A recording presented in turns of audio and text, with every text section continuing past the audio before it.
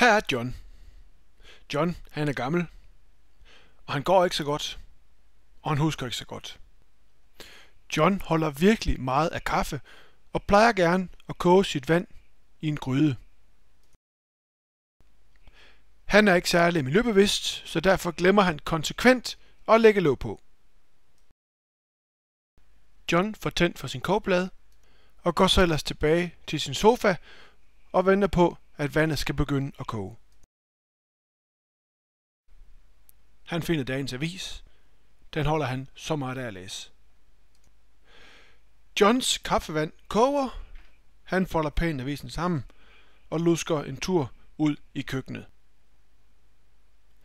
I sin voldsomme begejstring over at skulle til at drikke kaffe, glemmer John at slukke for kogepladen. John går ind i sin stue, sætter sig i sin sofa og gør ellers klar til at drikke sig en dejlig kop kaffe. Der er gået noget tid.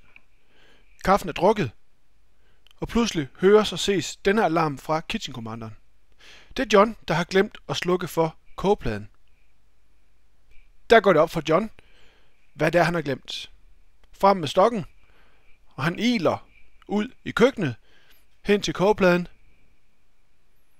Han iler, og der får han så slukket for kogepladen. Det var godt.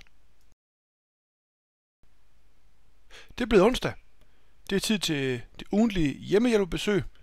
Det er Karsten, der kommer fra kommunen og skal se, hvordan John har det.